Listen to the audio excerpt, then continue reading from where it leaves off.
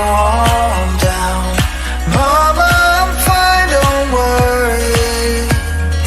Go back out to sea, sail home, sweet home, where the ships must go to get all cleaned up and put away.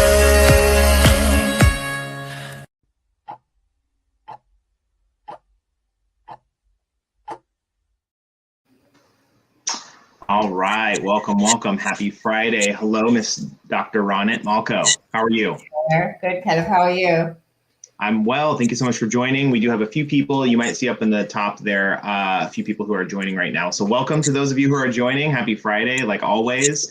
My name is Caleb with Called Advocacy, and we're talking usually all things special needs during these live streams if you're new here. But today we have our special guest, Miss Dr. Ronit Molko, who's going to talk a little bit about ABA and autism therapy interventions. I guess while we take a few minutes for people to kind of find the stream, since this is live, we'll start with you, Dr. Molko. Do you mind kind of introducing yourself and letting us know a little bit about, kind of who you are and your story and, what you're doing on a day-to-day basis?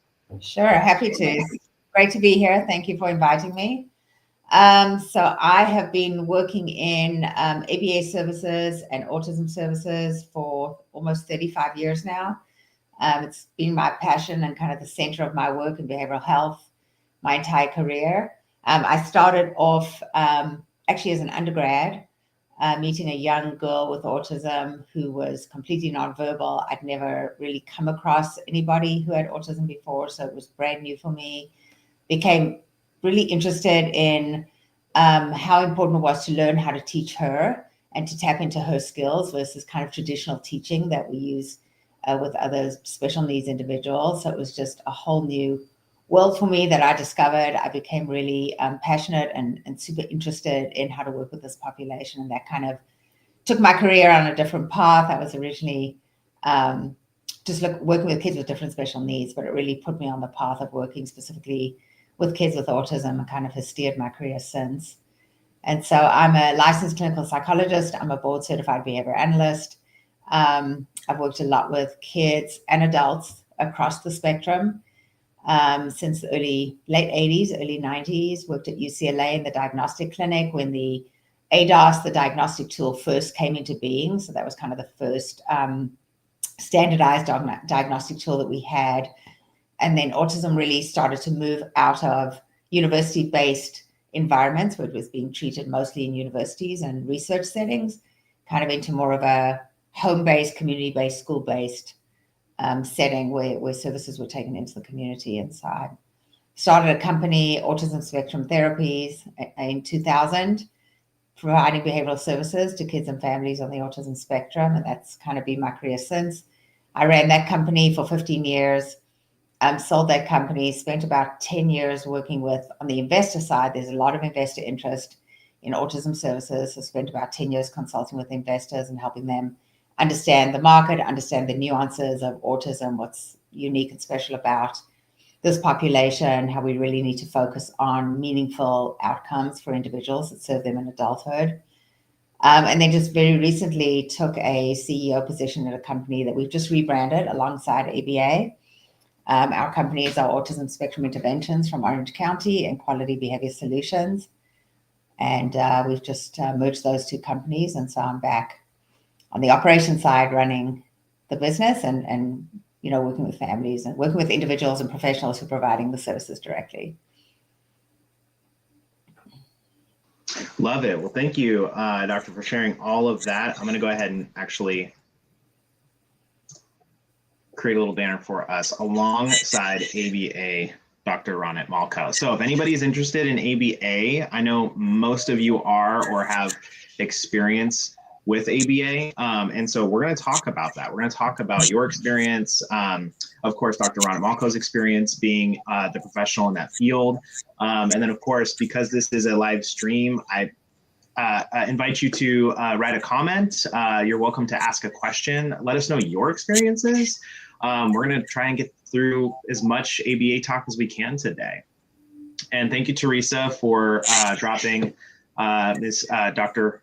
Molko's information here, info@alongsideaba.com. So if you have questions, we'll come back to that as well. But thank you, Teresa. All right, Ms. Bauli, we have thank you for your dedication and work you are doing. Well, thank you for the comment. Appreciate it. Yeah, thank you. And like always, everybody, I know the annoying part. If you can share the stream, tag a friend, tag a support group, any comment that you write, that goes a long ways for us to make a really awesome, fun stream for you, and to reach out to those of the other families who are trying to find this information, just like you were once if you're not new, right? Welcome back, by the way, if you're not new. Happy Friday, as always. All right, so I say we go ahead and get into our some common questions that we talked about. And so I got to pull it up now. Sorry, I lost it. Okay. I can start off, Caleb, just talking about kind of what ABA is for people who might be unfamiliar or newer to this type of intervention, and kind of give an overview if that's helpful. Yeah, let's start with that. What is ABA? And to those, I'd say if you can maybe kind of create a broad description, as well as maybe some information that might be new for those who have already had kind of an introduction, but still don't quite understand the theory behind what is it, right? Yeah. Sure. So ABA stands for Applied Behavior Analysis. It's really the study of behavior and kind of a practical application. There was a shift in the history of psychology where instead of looking at the internal processes and what's happening in the mind, there was a shift to studying behavior, what they considered objective behavior, because you could observe it, you could measure it, and you could measure change as opposed to measuring change inside someone's mind.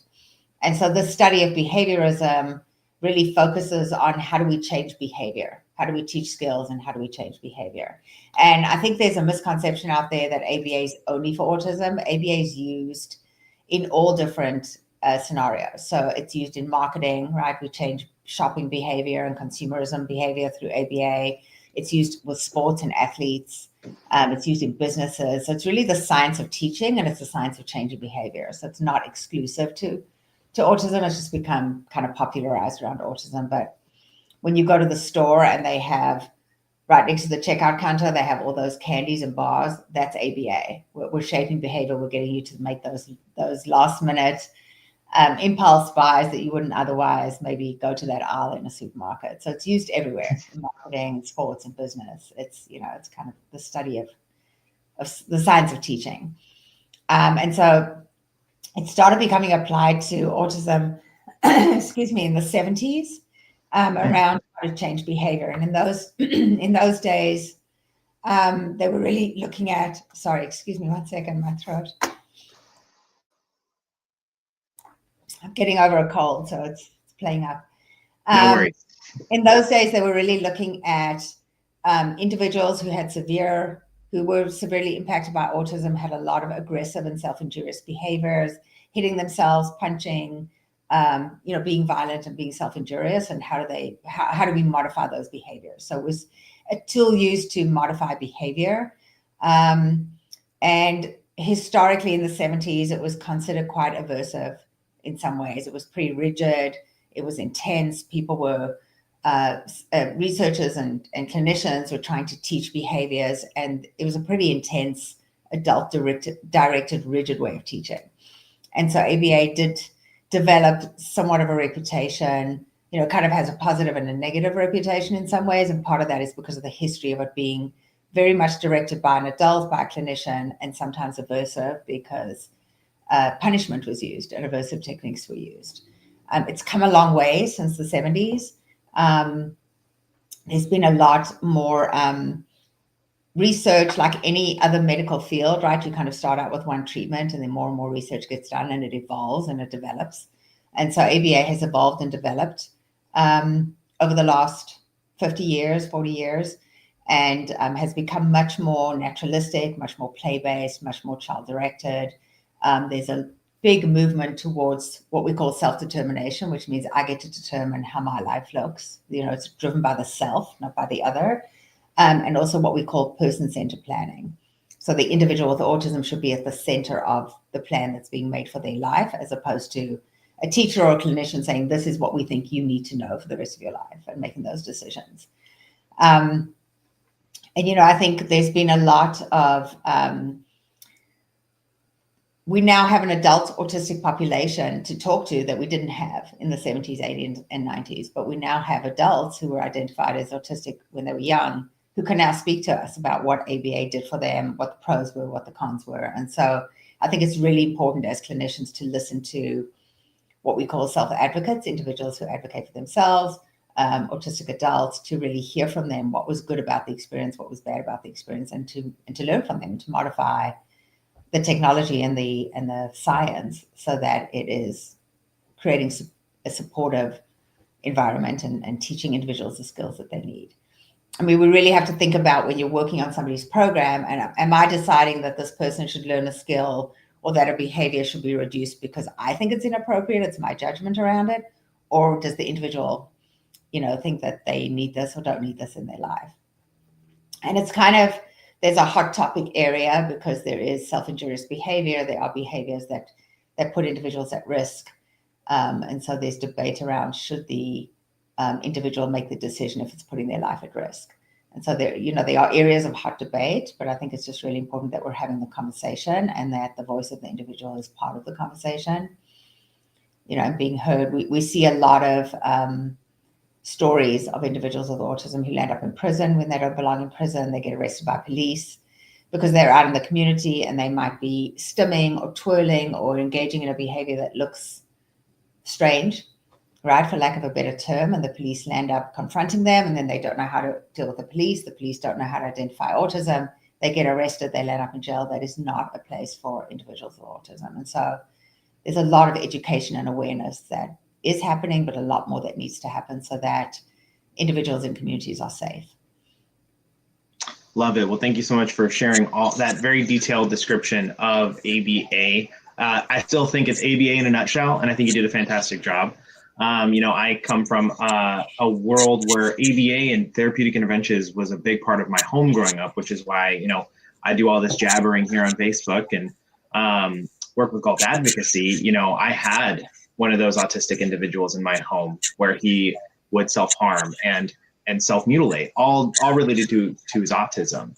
Now, of course, he's extremely developmentally delayed paired with his autism, in addition to having Down syndrome. So there was a lot going on for my brother, Steven. But he had a lot of those really aggressive behaviors towards himself, which, for those who are kind of in that know, it's not something he could control, right? When overstimulated, when dysregulated, it was almost kind of a tick or an impulse, an itch that he had to scratch. But for him, it was a full balled up fist punching in the chin, right? It was knocking out a tooth or a bloody lip, or, as he got older, I don't really share this on Facebook too much, but, once he started hitting those teenage years, your body changes. And that was a very hard thing for him to understand, right?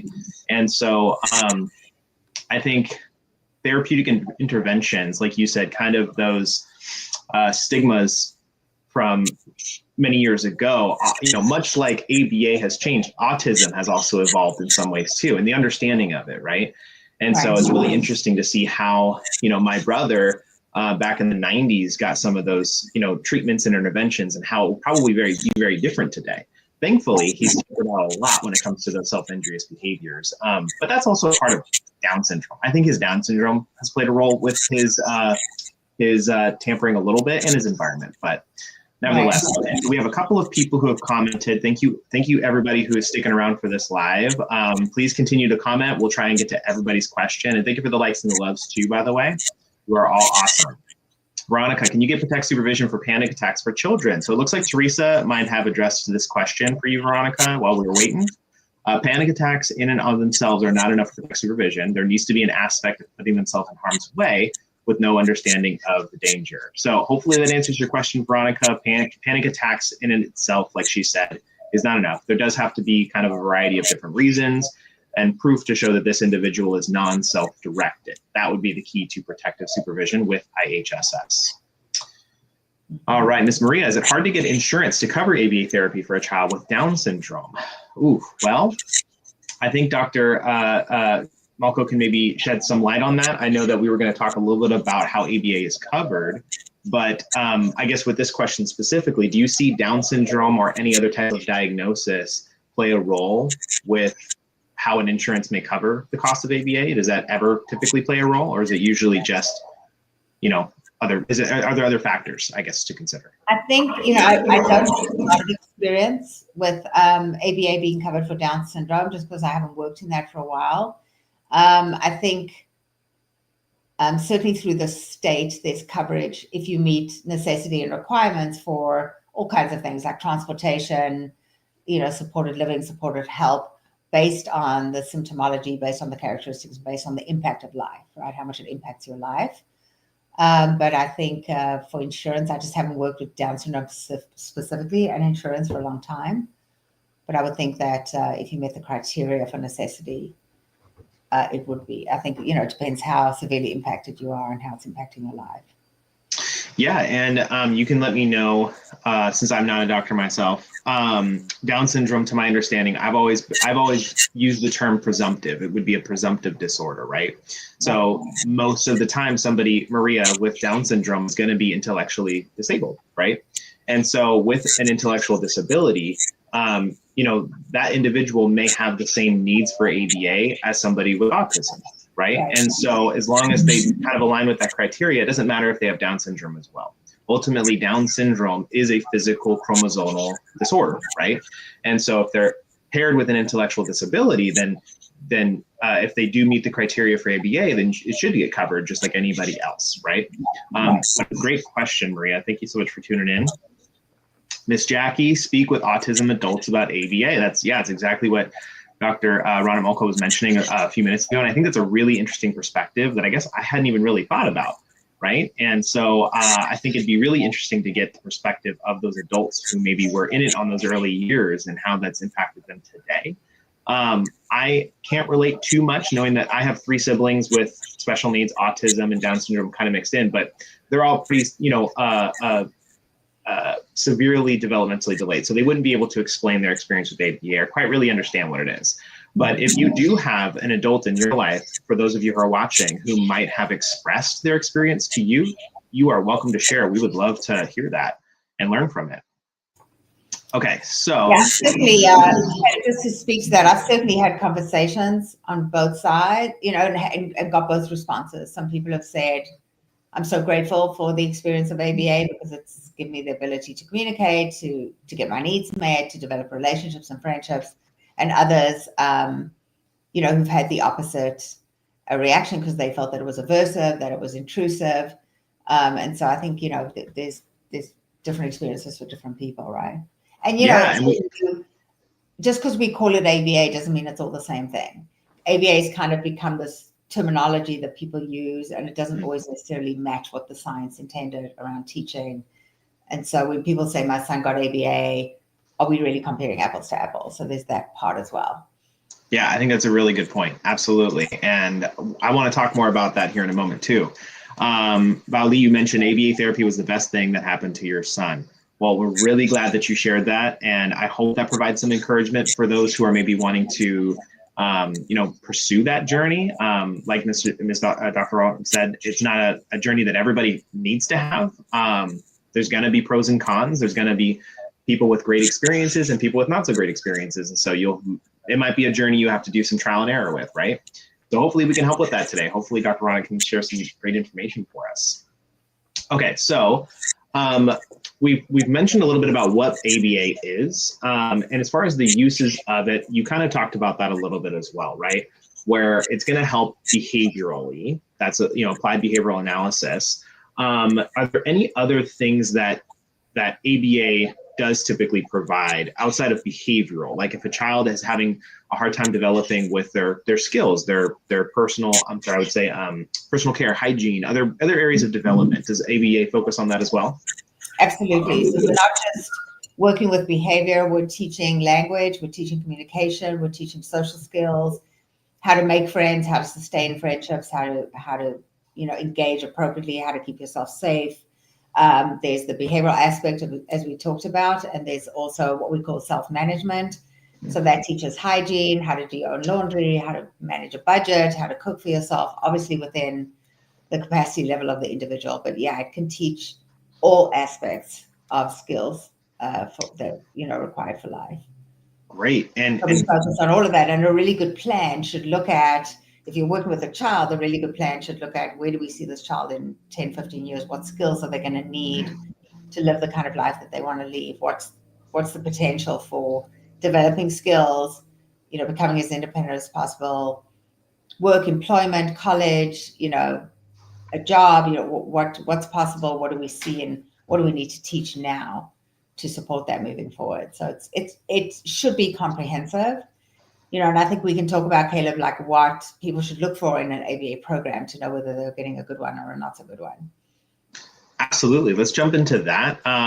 Satish mentioned real quick, can ABA help with scripting and echolalia? Yes. I think you could probably tune into that. If the scripting and echolalia is playing a negative role in their life, I assume it probably could help with that, right? Yes, absolutely. Yeah. Great. All right. You can teach all of that, interactive communication, reciprocal communication. Yeah, we do work a lot with echolalia. Perfect. And then real quick with Sue, ABA helped my son to learn how to communicate better. That kind of goes hand in hand with that last comment, right? And helped his parents understand their son's behaviors.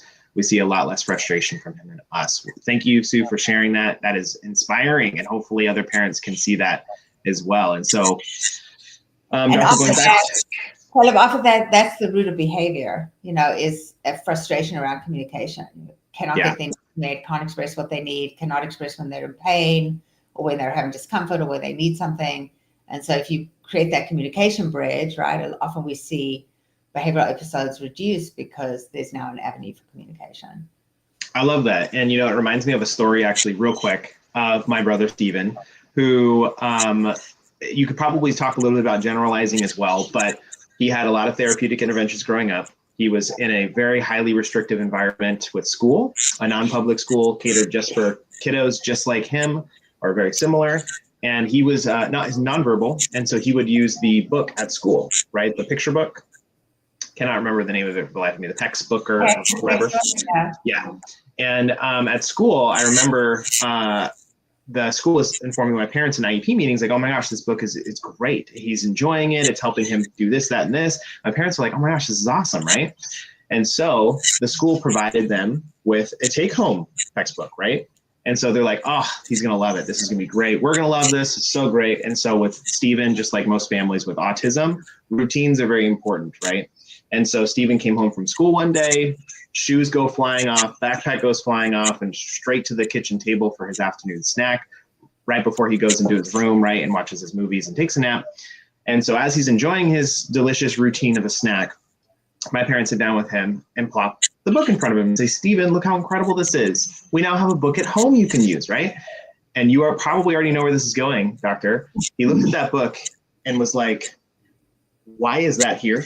Right? Didn't say that, but you can imagine a meltdown and a tantrum after that, ripped the book apart, threw everything off. All he thought about was like, why in the world is this here? This is not for home. That is for school, right? And so that was the beginning of a lot of other challenges as well. But communication, funny how that does play it's a bridge right there, like you said, to the behavioral management, right?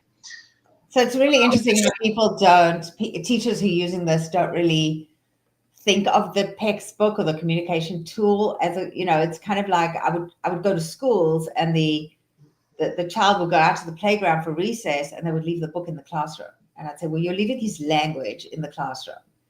You've got to take his communication with you. And so there's kind of this thing that happens where instead of this being something that should be literally attached to him all day because that is how he communicates, it gets viewed as, oh, well, this is for school, but it's not for home, right? And so then individuals get conditioned to see it as aversive when technically that textbook should go onto the playground, because how's he going to request to play with somebody on the playground if he doesn't have his communication? So it's interesting how, that's when I say a good application of ABA versus a not so great application of ABA is really understanding what we're teaching, what we're doing. And that makes perfect sense. Okay, so we wanted to, let's see here. We have a couple more comments, and then we can go back to our last point here. Travis, speech therapy would be best, but you have to find a ST who understands it. Speech therapist, right? Yeah, ST. Yeah, I mean, thankfully the schools typically are equipped, right? But you are more than welcome to look for it privately. Regional Center can also help you with that a little bit. But of course, yes, if there is a speech barrier, their speech therapy is going to be that, that primary support. But it's nice to know that ABA can also assist in that in other ways too, right? So thank you for sharing that, Travis. Thank you, Satish, for being here. And Sue, you still need help with vocal Stereotypy, yeah. Stereotypy. Okay, gotcha. I have not heard that term before. I'm not familiar with it, but thank you, Sue, and we most certainly can come back to you. And thank you, everybody, for commenting and liking the video and giving it a share. Please don't stop doing that. Please feel free to write a question, share your own experiences. We'd love to hear from you today. Okay. All right. Let's see. We left off. I say we jump into some pros and cons. I know we've kind of tapped into it a little bit, but do you want to maybe formalize that as best you can, Dr. Ronit, of talking about the pros and cons of ABA? Because in me, when you hear about therapeutic interventions, my thought is, what could possibly be a con? So I'm guessing that might go back to something you had mentioned earlier, right? About how an ABA was sort of being introduced, there might have been some ways that it needed to be adjusted. Are you referring to that, or are you referring to something different? So there's that piece. Are you getting what we call contemporary ABA, play-based ABA, which is much more naturalistic? So just to give some context around it, ABA in the 70s might have looked like a little child, a young child sitting opposite an adult at a table, and the adult, putting, going, what is this? And doing it 10 times and waiting for the child to go pen, pen, pen. It was kind of this rigid, repetitive drilling of skills to teach language and identification. So that's one example, right? Today, it would look like a child sitting on the ground with an adult with a bunch of toys, watching what the child goes to first. So what are they motivated by? Seeing what they pick up and then starting to engage them on that. What color is that? That is green. That has wheels. Wheels move, and starting to teach language, identification of objects, labeling, naming, sharing, all the skills that come in a much more natural environment where you're following the child's lead and looking at what they're motivated by. So that would be kind of a newer play-based version. You want it to be in the child's environment. You want it to be child-led, right? 40 years ago, we had 2-year-olds sitting at a table for 8 hours a day, just going through these sequence drills. I mean, 2-year-olds are not supposed to sit at a table for 8 hours a day. So it's following the natural rhythm, giving them breaks, naps, engaging them with them during snack time, during diaper changing time, during bath time, it's kind of fitting into the daily routine of the family and using those as teaching opportunities to teach these skills. So, a con of rigid, older stereotypical ABA would be that, that you might teach a child who becomes very rigid in their responsiveness versus something that's more contemporary. I think there are a lot of pros of ABA. Okay, let's talk about the pros. So it's very evidence-based. We have many, many decades of research, thousands of research articles that repetitively show that intervention works, that it causes change in behavior, it causes a reduction in self-harm. It provides skill and outfits somebody with the tools to lead a more independent life. We still have a long way to go, but it definitely, we are able to keep a lot of individuals who would have landed up in institutions for the rest of their lives in the community. That's a big change that ABA has provided.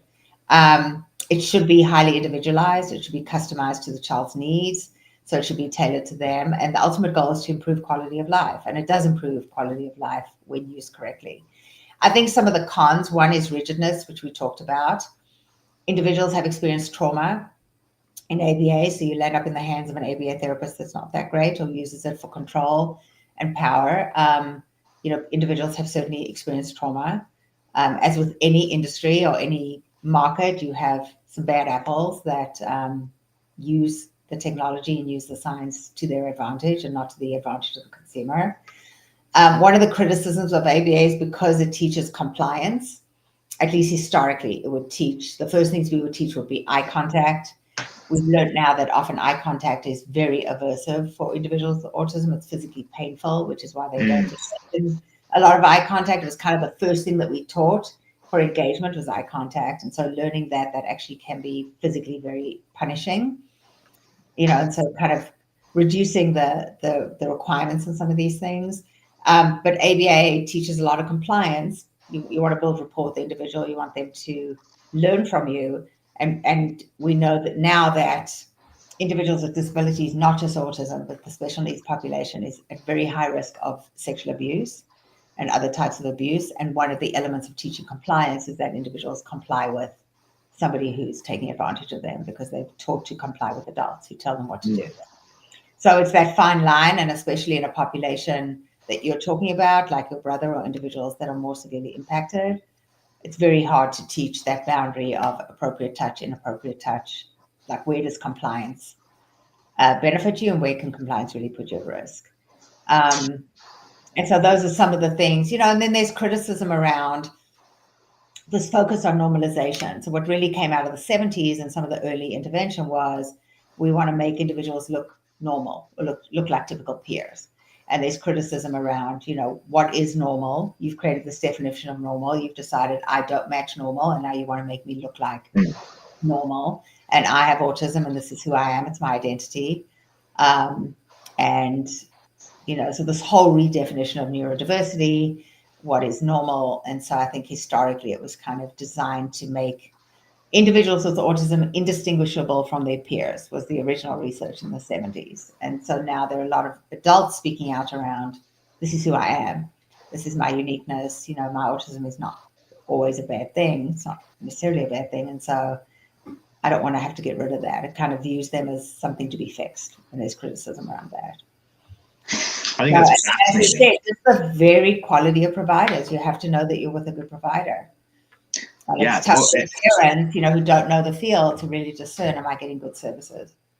Yeah, and that might be a good thing to kind of segue into, which would be some green flags, right? What would be some things we can look for when it comes to these behavioral technicians to avoid some of that turmoil, like you mentioned? And I think you made a very valid point too, in regards to somebody, I guess, suffering or being challenged, or basically focusing on how to have a good and fruitful life, not despite the autism or the disability, but because of it, right? And so, there are so many amazing things that come with these quirky behaviors of autism that we all know. A lot of times there's savantisms, I guess you can say, if that's a word. But focusing on what's not painful, right? And if that child is just not created to look people in the eye, then we can focus on other areas to improve their life, right? Rather than force them to do something that's painful and make them, hate their life, right? And so I think it's a very interesting perspective, Doctor. Thank you so much for breaking that down. We have a few more questions, and sorry, I know we like to go back and forth. We want to make sure that whoever is commenting, we get to chat with you. Maria, I'm so embarrassed. Well, don't be embarrassed. But my 15-year-old son punched his one-to-one a couple of days ago at school. Is this bad to tell IHSS or the regional center? Well, you of course don't want to hide anything or lie to regional center, to IHSS, especially regional center. Their job is to help you. We can kind of go down the conspiracy rabbit hole of IHSS. We don't talk too positively about people's outcomes with IHSS here on Facebook. Dr. Ronit, we go over that in detail as much as you can. But with regional center, don't hide anything. Definitely don't hide anything, because the way that you get resources and benefits from regional center is by sharing some of those challenges, right? Saying that a child with regional center, these are experts who are actually trained. There's assessors with regional center who understand every direction with somebody with autism or special needs. Whereas with IHSS, it's a little different, because these are social workers who have no training in the world of special needs, which is why they may misinterpret something like that. But to somebody with regional center, they're not going to look at that and say, oh my gosh, what an aggressive kid, right? That's not their job. Their job is to say, okay, so there's a need here, right? Clearly there was some breakdown at school, and of course that's terrible that it happened. But how can we maybe mitigate that? Is that an isolated incident, right? If it's an ongoing problem, then maybe ABA can step in and help with that. Regional center might be able to provide some type of other service to help with that. So to answer your question, Maria, I'm sorry you feel embarrassed. You are allowed to feel however you need to feel, but you are in a comfortable place here, because we are not strangers to the world of special needs and teenagers like yours. But to tell IHSS, I guess just to quickly tap into that, my recommendation is you don't have to share everything with IHSS. I'm not going to tell you what to say or not to say, but you don't have to share something you're not comfortable sharing. Now, if IHSS is doing some of their investigative work, and if they come across information that says that that happened, then you, of course, don't want to lie about it, right? You never want to lie to IHSS or any program. But if it's not necessary to bring it up, then you don't have to. That would be my 2 cents there. Yeah, and All I think from regional center perspective, you want to get help. You know, you want to get support for that. Is this a one-time isolated incident, or is this, you know, something else that you want to get help with? It's not atypical at all of teenagers, especially males, because, you know, puberty hits in, hormones hit in, aggression comes with that, anger comes with that. There could be other things playing into why he's having this anger. Maybe he was being pushed a little bit far with his one-on-one to do something that he, you know, the one-on-one wasn't reading, that he was physiologically becoming kind of dysregulated and needed a break. So I think you want to just assess, but it's super important, you know, to get him the support that he needs. That's just an expression, you know, it's an expression of anger or frustration, or this is too much for me. That's well said. Absolutely. And you know, before we forget, Dr. Ronit, if somebody like Maria wanted some assistance or some advice, could she or anybody else reach out to you for questions regarding this information? Absolutely.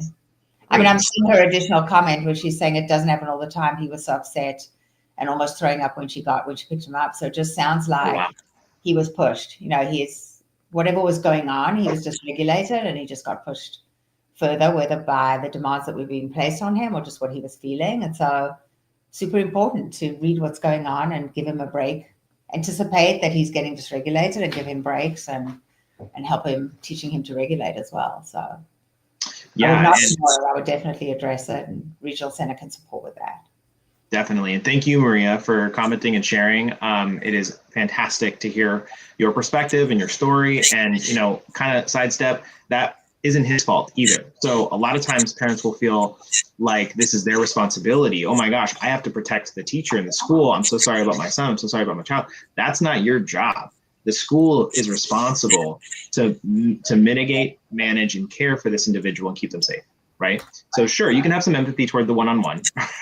Nobody wants to get punched or hit the face, but ultimately, I want you to remember that the burden is on the school right now, okay? It's their responsibility to manage to help him regulate, right? And so if that happens, that's not on you, that's not on him.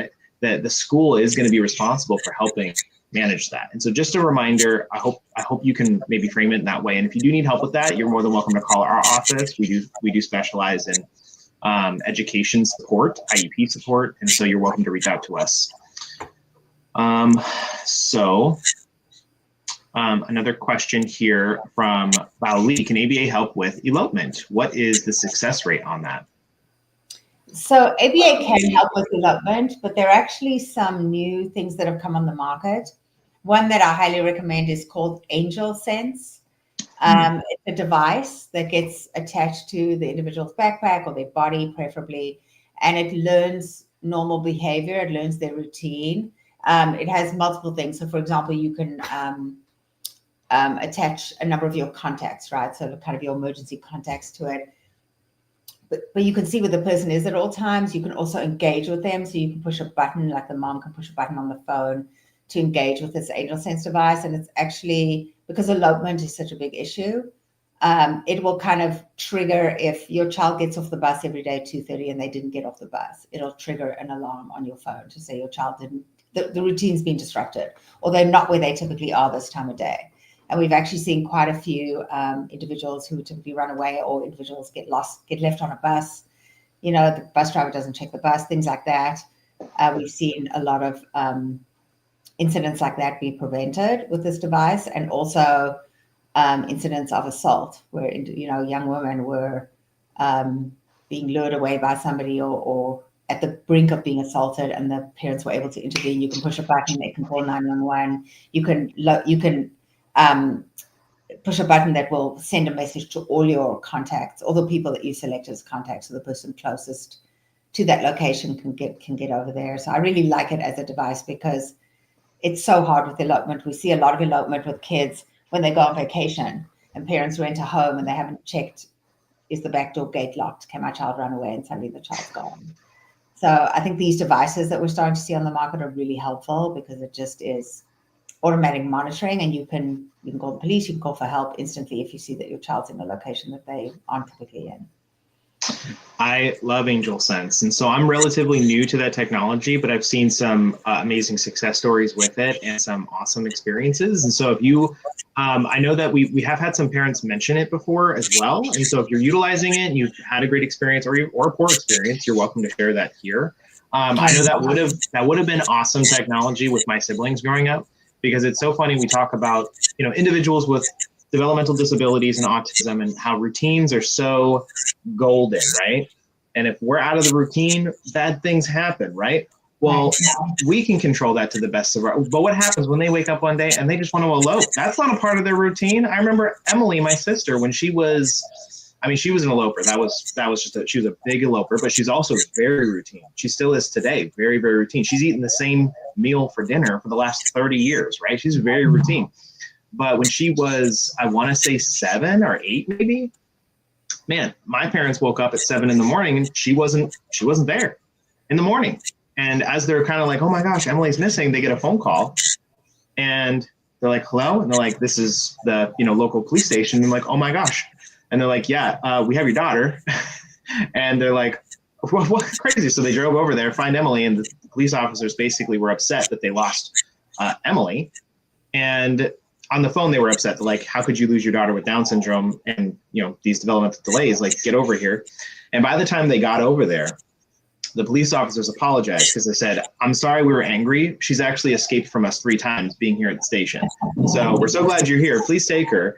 But she eloped at 5 a.m., ended up a mile across town in somebody else's home.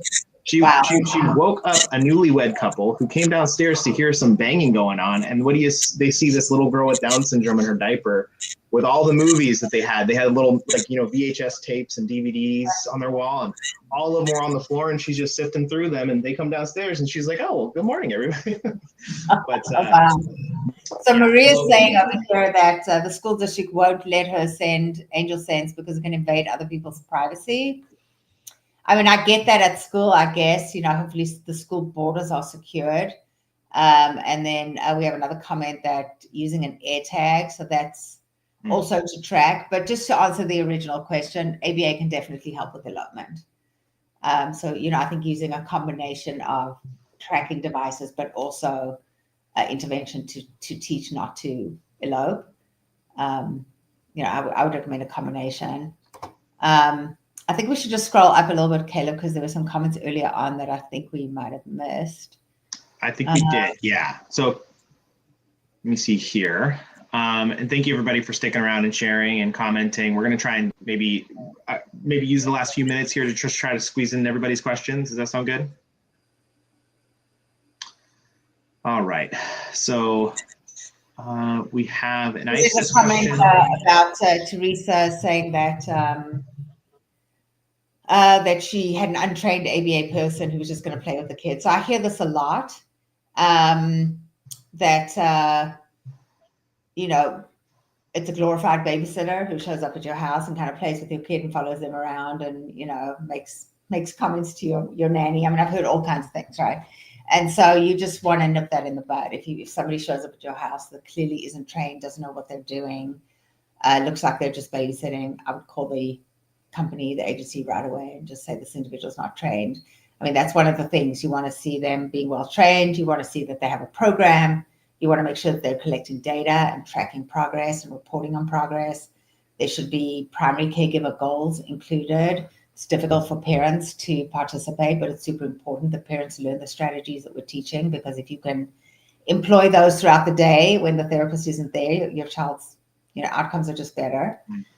Because they're getting consistency, and then if something feels wrong in your gut about the person who's in your home, then trust that. There's nothing wrong with asking for, saying this therapist doesn't appear to be well trained or doesn't appear to be comfortable working with my child, and I'd like to meet with a supervisor, get somebody else. And speaking of training, do you mind talking a little bit about what typically somebody can expect when a trained expert, right? That's what they're going to be told initially. What does that even mean? What's the criteria of becoming a technician to enter into a family's home? So unfortunately, the criteria are lower than they used to be. I mean, we now have a certification, registered behavior technician, RBT, which is a certification, which, was created to set some kind of a standard, which is good. But unfortunately, the 40 hours of training can be done online. You can literally push play on your computer and walk away and not actually participate. And so just because somebody has the RBT, I mean, you have to take a test and you have to pass the test, but what you really want, what we consider to be good training is the person has been shadowed by other more experienced individuals that are teaching them. They go to sessions watching a more seasoned therapist, and the more seasoned therapist is teaching them. They get a lot of supervision in the beginning with the supervisors coming out to the home. It's often very difficult to coordinate that. Insurance doesn't want to pay for it. So unfortunately, the payer environment doesn't always support the highest quality ABA, which is what we struggle with in the industry, is how do we provide really good quality, when we aren't given as much by the insurance companies and contracts to support that. But you really want somebody who has been trained, working directly with kids, working with more seasoned therapists.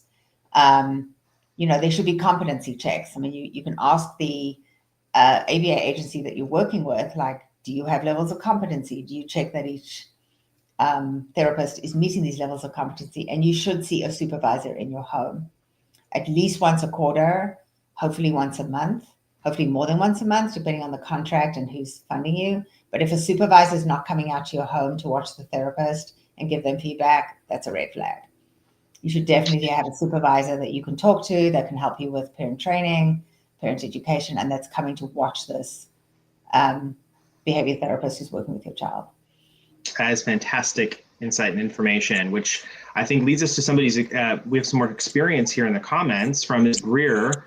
Hi, Caleb, it's been a while. Good to see you. I'd like to share insight on ABA. I have an adult on the spectrum, now in the 30s.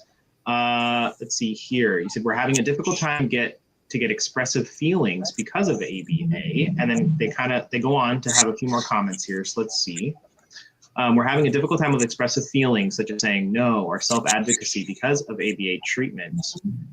We are focusing more on our RDI. But if I were to do it over, would it be RDI or ABA together? We are focusing more on RDI. Okay. Yeah. So that's how you that. So RDI is more relational.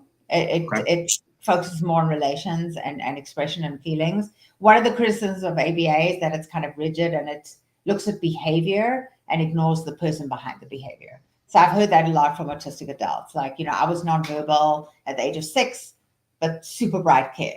And they were being taught like red and yellow. And the kid's like, I'm doing mathematical computations in my brain, but because I can't talk, the assumption that I'm very intellectually disabled was made, and I was being taught very menial things. So I've heard that. And then also a lack of focus on kind of the emotional aspect or the whole aspect of a person, and focusing mostly on the behavior that's observable. Definitely a criticism of ABA. And if you received ABA 20, 30 years ago, that's what you would have gotten, was very much a focus on behavior and kind of ignoring the person, that's in that body. And so we definitely are seeing that. RDI and ABA together sounds great, because you want to focus on that emotional aspect. You want to start teaching, now we have emotion wheels, and we have, those sheets that you have that have multiple different facial expressions, and helping kids identify, this is what anger is, this is what happiness is, and feel those feelings, talk about those feelings. What zone am I in? I'm in a red zone, a yellow zone, a green zone, teaching self-regulation. So that emotional piece was left out. I certainly wasn't trained in any of that. I was trained as a psychologist, but as a BCBA, that piece was left out. So I hear what she's saying. That's super important. And gotcha. That's a piece that was missing for sure. Okay. And so with the RDI at this time, that sounds like a good trajectory now. Do you feel like there might be some salvaging that can be done through that in a good way here now that he's in his 30s? Yeah, I think combining that and teaching the identification of feelings, expression of feelings, and that whole relational piece, super important. and an Perfect. aspect definitely ignored many years ago. Great. All right. Well, Dr. Ronit, we are just about out of time. I don't know. We do have our next guest waiting for us, who's going to be doing this with us in Spanish with Nicole, which we're so excited for Miss Dr. Rosa Hernandez to join us. So, Dr. Ronit, Molko, thank you so much for tuning in. Thank For you, those of I you, appreciate it.